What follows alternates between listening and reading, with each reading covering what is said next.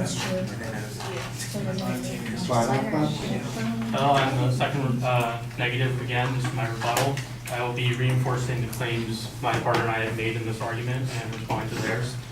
One of the first things I want to talk about is a major generalization they made when they quoted that 77% of Americans have been stated saying outsourcing is a problem against the American cuisine, except looking at the numbers of this research, there was only 39,000 people selected out of a country that's over 300 million people in total. So that's a substantially low portion of the population to make a vast generalization about.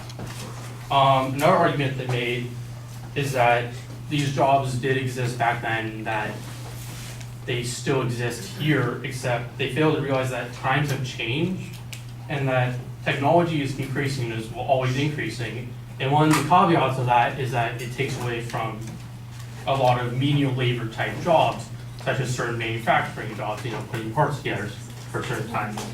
So that's going to decrease the jobs overall anyways. They talk about how the environmental policies that the U.S. has would negate most of the impact that these new factories would have. But that's not necessarily true. No matter how much policy or whatever you have in place, these factories will always produce waste. An article by Ben Alonzo on Seattle Pie, the popularity of mass-produced factory cell phones and consumer electronics has increased the amount of heavy metals in the environment. Heavy metals such as lead, cadmium, mercury, and arsenic are introduced to the environment during factory production, as well as when the consumer throws them away. These metals are toxic to living in soil, to things living in the soil, animals and humans, sometimes causing immediate death. They can also accumulate in smaller amounts inside the body over time, leading to chronic illness. These problems are going to happen no matter how many policies you have. And so these factories produce pollution. They require power, which is also going to cause more pollution because we do rely mostly on coal power, which is a major problem for pollution. So yeah, there's policies in place to negate these, but they don't actually successfully negate the environmental problems that will come if we do build these factories.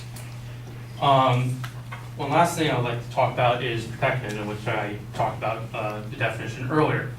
And so protectionism is this thing where we're trying to encourage, the stopping outsourcing by adding policies to make it more encouraged in-source. However, there's a lot of problems with this, as it can remove healthy competition, it can raise prices, and it prevents the U.S. from focusing on what it should focus on. In an article by Alexia Campbell on The Atlantic, she quotes Alexander Hamilton. Alexander Hamilton, the country's first Treasury Secretary, wrote to Congress in 1791 in his report on manufacturers that by enhancing the charges on foreign articles, they enabled the national manufacturers to undersell all their foreign competitors. He continued to caution against raising tariffs so high that they would eliminate healthy foreign competition. His idea was to encourage domestic industry, not protect it, argued Douglas Irwin, an economist at the Dartmouth College. Irwin says that Hamilton was skeptical about excessive tariffs because they sheltered inefficient and efficient producers alike, led to higher prices for consumers, and gave rise to smuggling. In the Federalist Papers, Hamilton also warned that high taxes on imports would lead to domestic monopolies.